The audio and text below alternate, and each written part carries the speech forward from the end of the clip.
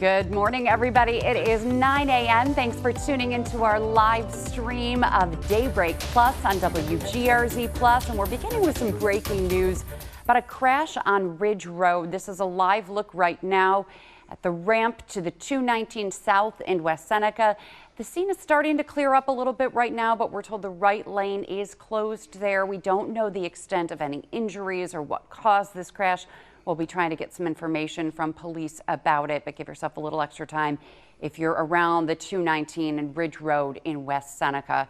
We'll keep you updated on that for sure and check in a little bit later on our stream as well. So we are going to start. Oh gosh, I know. This is just tragic. This is some of the most dramatic video that we've seen. This is drone video from Matthew Heller that was obtained by NBC News showing the Pacific Palisades. We Okay, there's that's the ocean out here. I think. Oh, is it? It was hard. You can't see. Look at this one house. One house. It's awful. Look at that.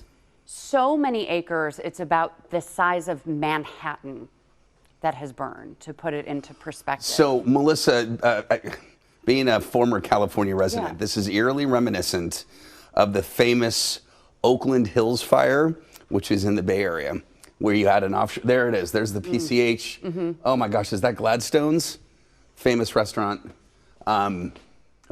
Anyway, there were aerials like this of just mass devastation in a residential area. This happened in Laguna Beach. This has happened in a couple of places, but this is, and then of course, there is the Paradise, California fire that happened in 2017 in November, where you had this offshore wind that took out an entire town of Paradise, where Aaron Rodgers is from, actually. What I'm saying is that this has happened before, but it doesn't matter. It's just, look at that. It's just these livelihoods will have to start all over again. And so we're keeping you updated on the latest. Here's what we know right now. It is 5 fires, and the first responders are trying to get them under control. They've burned at least 25,000 acres in Los Angeles County. The death toll right now sits at least 10. It could go up from there. At least 10,000 homes and structures, grocery stores, schools, churches, and synagogues have burned. More than 250,000 people are without power. Governor Gavin Newsom has deployed more than 1,400 firefighters to help out. The strong winds are fueling destructive wildfires. Just look at that wind there. This video has gotten more than 20 million views on social media, showing the palm trees blowing and the embers just being whisked into the air and flying at a McDonald's. It's really hard to imagine firefighters even trying to work in those conditions. The National Weather Service says the wind in some parts could gust up to 60 miles per hour again today. They really need a break from the wind. They did slow down, but they could pick back up again, and they just need a break, and the fires just need to be contained. It's just awful. Well, the wind did relax. It's expected the Santa Ana winds to come back on Sunday, and then it's kind of a favorable setup next week to have these offshore winds continue. Again, you've heard it in lore, you've heard it in a song. Santa Ana winds are every year they happen. They can be in the fall. They usually are in the fall or the winter. And when you get cold air in the desert, it kind of funnels down if you have the right wind flow. And it's so dry. You know how it feels dry now? It's not They really. haven't had rain since the spring. Well, okay, so yes, they've had one of their driest starts to winter, both in San Diego and Los Angeles. We're talking like 0.3 of an inch of rain the entire winter season. They should be at 3 to 4 inches by now. Okay, now California, Southern California, is a desert. A lot of people don't think of it like that. It is. It just in terms of the amount of precipitation they get. Yes, you have a lot of mountains, you have pretty beaches, but in large, it is a desert. The Mojave Desert's here, but the desert really extends out towards the ocean. So dry periods aren't uncommon. The last 2 winters in LA have been very wet. So you can't really take this as a pattern change. It's just, you have dry years, you have wet years. You have dry years, you have wet years. This is a dry one. And these winds are a feature of Southern California, but they're coming back, and oftentimes they're associated with fire. Okay. All right. And while the wildfires continue on their path of destruction, a lot of people are returning home. realizing that they've lost absolutely everything. Look at this video. There used to be Malibu waterfront properties here.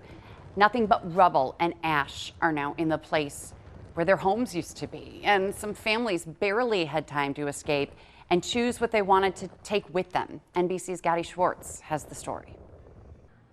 In Altadena today, desolation and eerie silence, punctured by gas lines still spewing fire.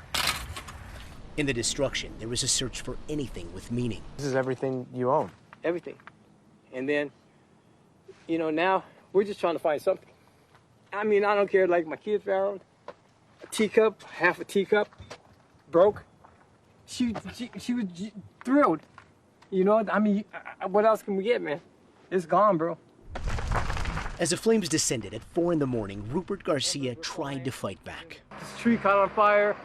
Embers were flying all over the place onto the house. One ember even scorching his cheek. At what point did you realize, like, I'm not going to save the house? When my son-in-law grabbed me like this and said, no, we got to go. Wow. And I was like, no, man. And I turned around and I was like, man, I can't go, bro. 51 years, man, I've been in this house. Shortly after Rupert was forced to flee the neighborhood, we arrived to find what felt like a hurricane of fire. In the chaos, we spotted a horse alone and trapped in an inferno and ran to get help. This is firefighter Garrett Mora jumping to action. I was keeping him cool. I sprayed some water around him. Today, when we met up with Garrett again, we learned the horse survived. But across the way, Jose de la Torre shows us what was the garage full of landscaping tools he had just invested in. Now his livelihood, along with almost everything else, gone in an instant.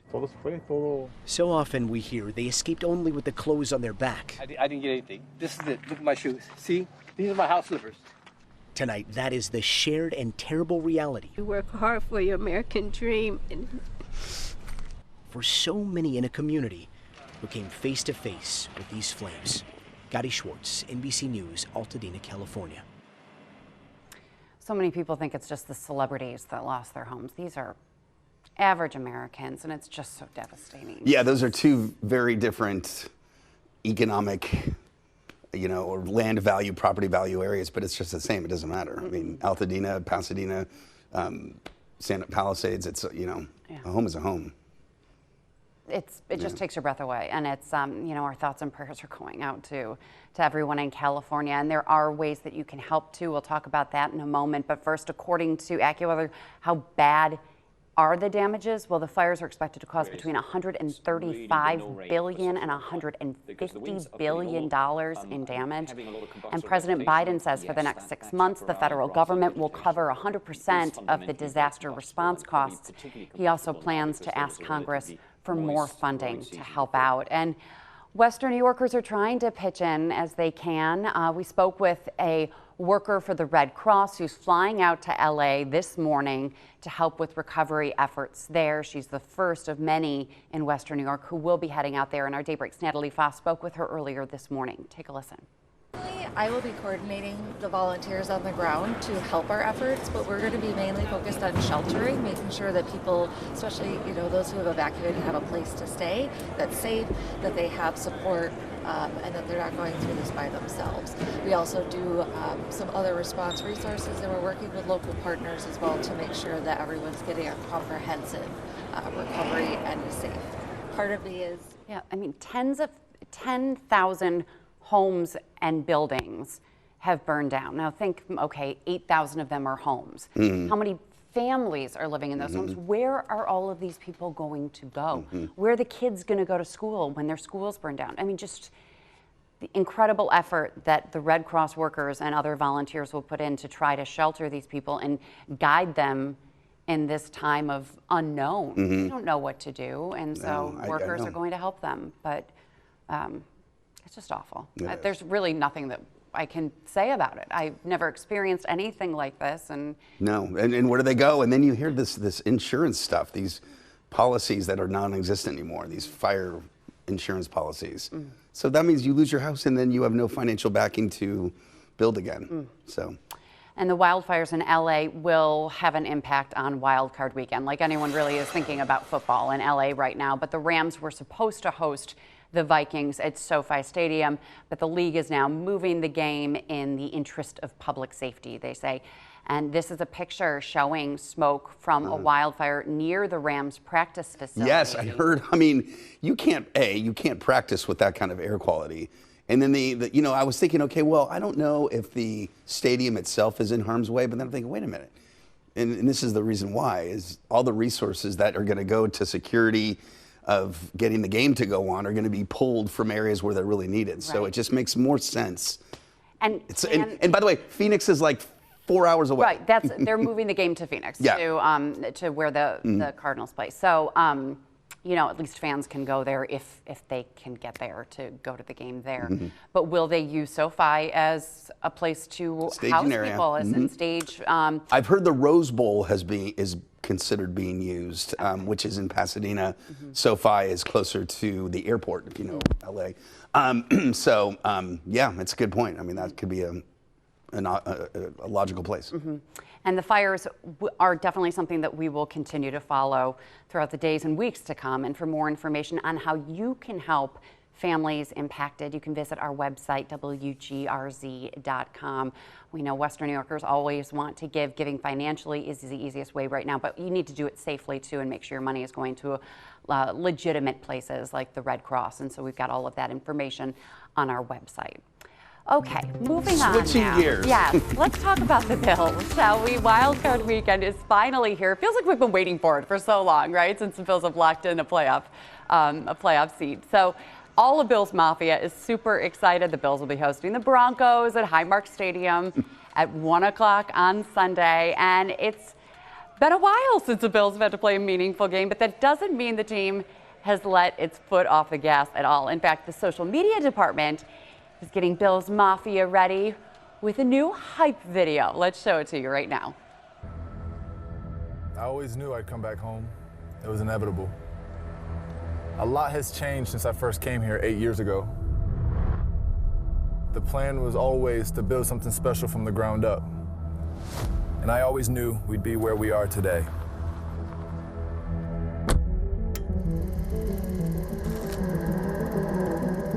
Buffalo is so special to so many people. We take pride in our city, our culture, and our family. And being away made me realize some things, see some things from an outside perspective. And I watched all season on the edge of my seat, just like all of you. Got some daylight, hurdles to the end zone! I saw a team that was doubted all offseason come out and silence the critics. They lost 5 of their 8 captains. They all don't have hope. You don't have enough talent to compete. And it's going to be picked off along the sideline. That's the best half of football I've ever seen him play. Like any great team, they faced adversity. Fair pair, it's gone! But they responded with resilience. Breaking tackles, end zone, touchdown! Added some firepower. Looking for Cooper, touchdown! And consistently reinvented their winning ways. Coleman went up and pulled it off the roof. Takes it in.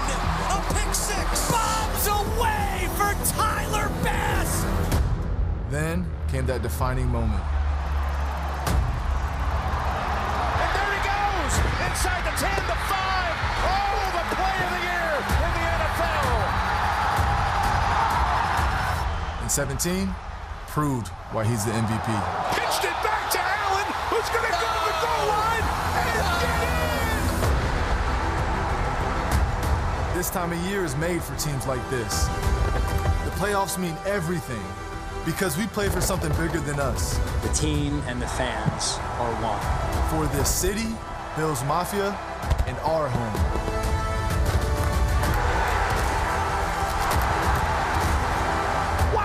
This is about as big as it gets. And the crowd explodes here at Highmark. That's why I came back. It's time to finish what we started.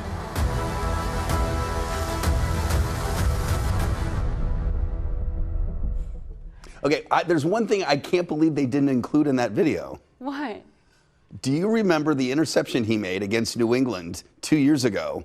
In that, I mean, it was the perfectly thrown pass, a deep pass by, was it Mac? It was Mac Jones. Okay.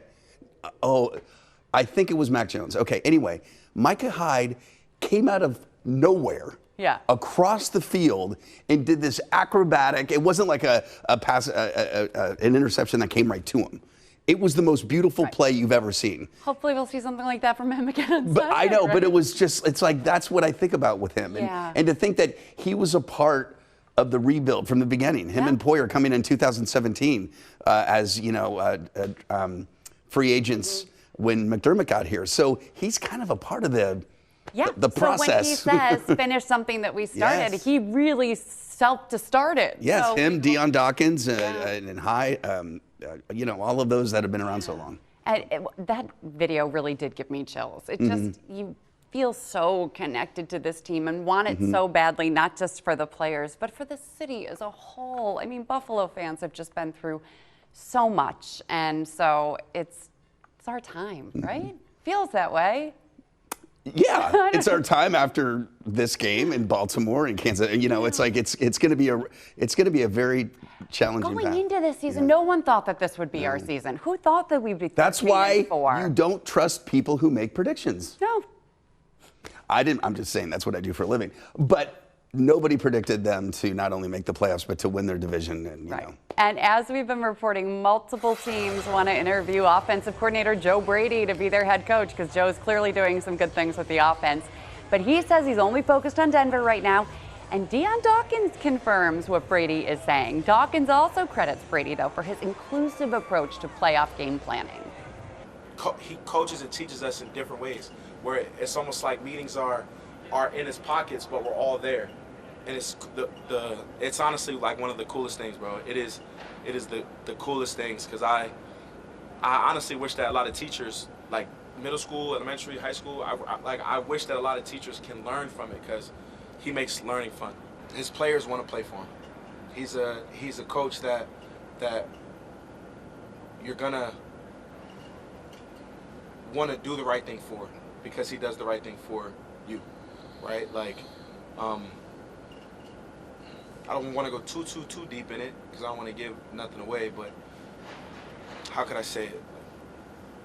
Joe is just one of those coaches that he's going to come in, he's going to be Joe, he's going to smile, he's going to laugh, we're going to joke for sure, and he's going to be confident, and he's going to make you feel confident, even when you might not be.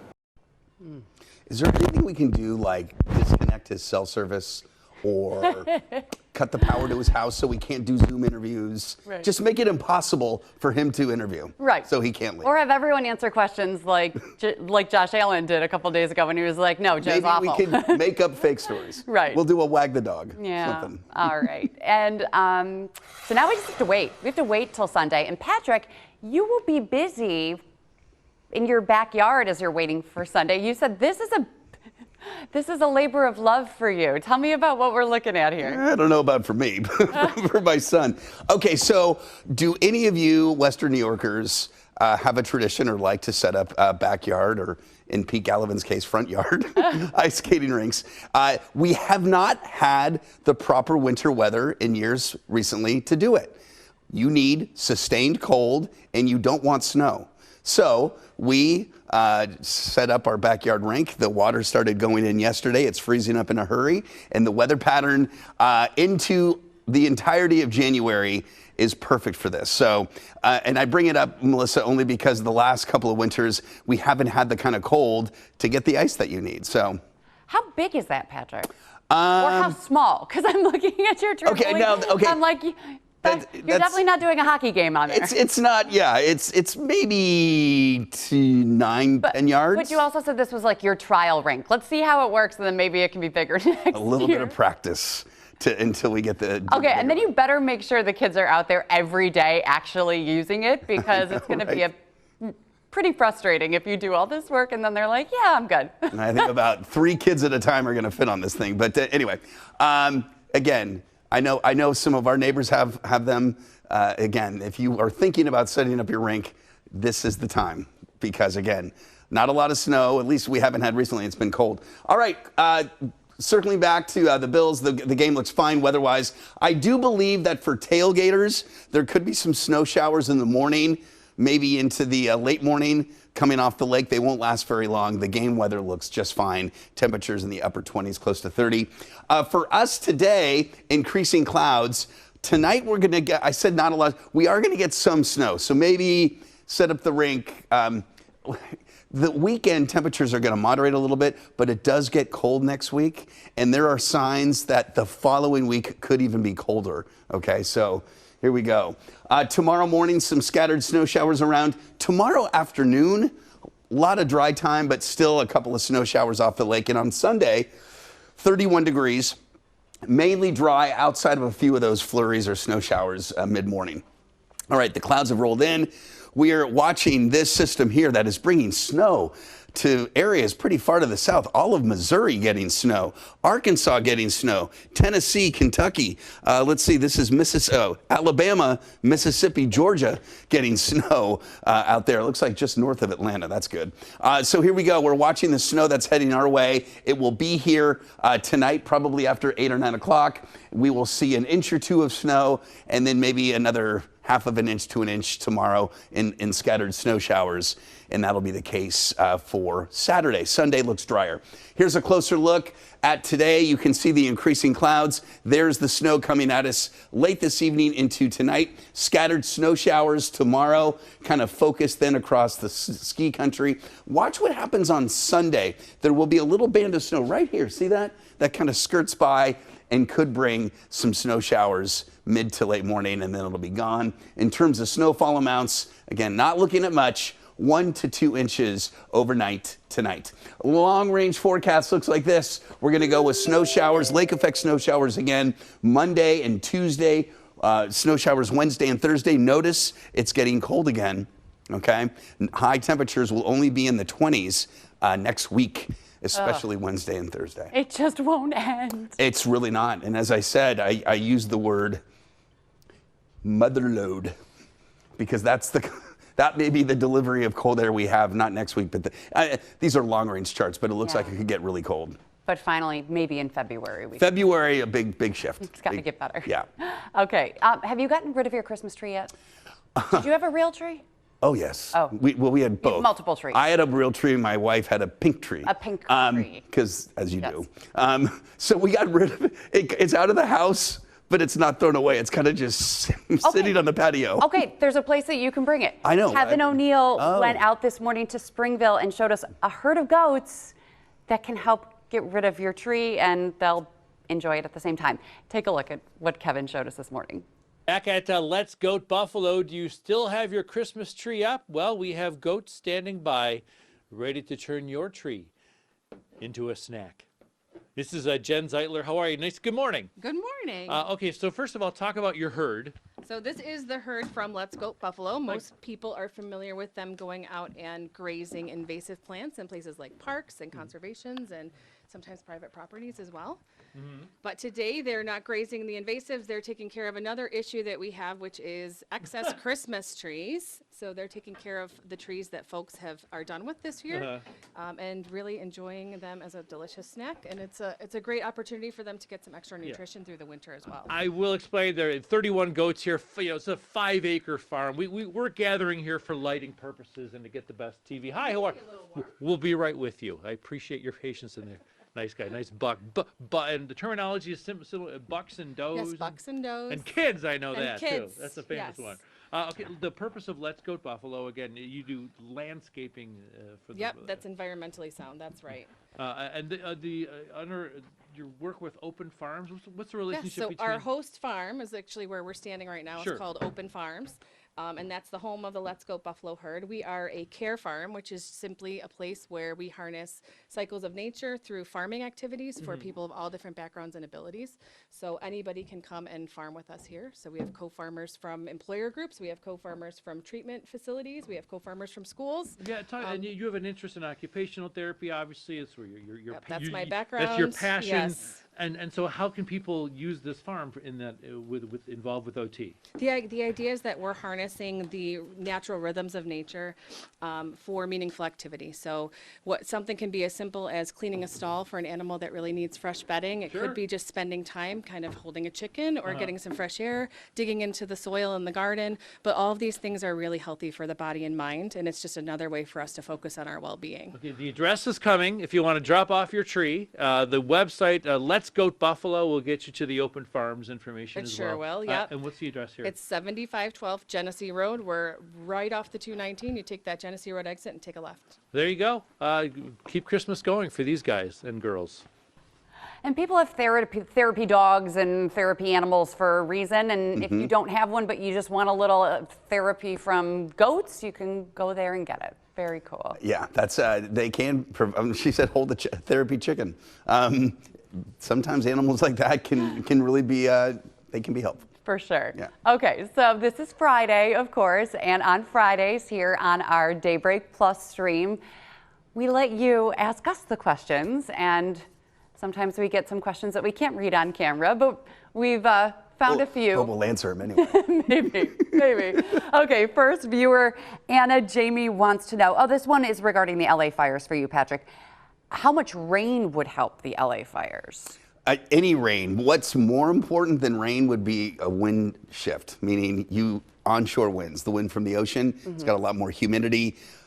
It doesn't put out the fire, but they just don't spread like they do with the other wind direction. But I would say a good 1/2 inch of rain would be heaven to putting out the fires. But they're not going to get it, It's not coming. The weather pattern is just locked in dry for Southern California. And the thing about Southern California rain, it doesn't rain much, but when it does, it usually rains hard. Okay, meteorologically, that's just kind of the setup there. So hopefully we get some rain. It's going to come. I think the weather pattern, as I said, it's going to change here, which means the wetter, cooler weather is going to head out west eventually. Okay. Lighter question now. Natalie wants to know, when it's cold, do you prefer iced or hot coffee? I'm hot coffee all the time. Even in the summer, I'm hot coffee. When I go to it's iced coffee in the dead of winter. Wait, iced coffee?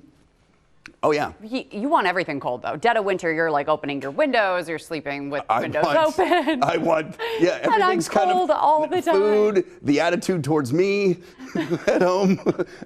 But why the cold shoulder, honey? I like my shoulders cold. But no, I like iced coffee all season. What do you take in your iced coffee? 2 creams. Okay. No and sugar. I'm either black or a splash of almond milk. Okay. Anyway, Jimmy Silva says that you are brave for doing this without getting too personal. Oh, what are your favorite comfort foods? Oh. Okay, that's not too personal. That's good. Wine. That always provides comfort. Wait, I guess that's not a food. What's grapes? Yeah, I love charcuterie to go with my wine. When I was pregnant, I always wanted meatloaf and grilled cheese. I was just going to say meatloaf. Yes. My family. Are you ketchup on top, or are you like a gravy or a barbecue sauce? Ketchup's fine. I know, it's fine. And my mother-in-law has an amazing meatloaf recipe that, again, it's so funny you're going to say that because all day. Yeah, okay. Let's see. We've got a question about the weather for the game. It's going to be fine, right? Looks fine. Tailgaters could have a few snow showers, but generally mostly cloudy, 30 degrees, no wind. Okay, that was a viewer from Toronto who's coming in for the game. Oh, from Toronto. Yes. Okay. Jim Morehouse wants to know if we're ready for Sunday. I don't know. I'm fine right now. I think I'm going to get nervous. I think. I remember going to the game 2 years ago against Miami, the first wild card game, and either the Bills were down or it was really close towards the end of the game. And this was against a rookie quarterback, Skylar Johnson. Yeah. So I know what it's like to be anxious for these games that you're kind of expected to win. Yeah. But I just can't see a rookie quarterback coming into Highmark and beating Josh Allen. Yeah. It's just so a couple of viewers real quickly just wanted to know our predictions and Elliot's prediction. Yeah. We'll post Elliot's later. But for me, I'm thinking Bills 21-10. Oh, I think they'll score more than that. Oh, they have a good defense, though. I'm going to go 30-14. Okay. All right. We hope so. Go Bills. And finally, along with the Bills game, other great things happening this weekend for tonight. silent disco at the Buffalo River Works. You can choose 3 channels of any music anytime. It's at 8 o'clock tonight. Friday Night Lights at Canal Side at 6 o'clock, where hits from the 60s, 70s, 80s, 90s will be playing. I don't know about Steely Dan or Fish, Patrick, but there will be some good music. Also, Nickel City Jazz at Mr. Good Bar, featuring some of the best local jazz musicians. Then on Saturday, grand opening of Four Kings Distillery in Newfane, and concerts by candlelight, comedy at the Kaz. So many fun things to do this weekend, and we hope it is all wrapped up with a Bills W. And Bye, Sabres everybody. and Sabres and Bandits. Bandits. Go Buffalo. Bye, everybody.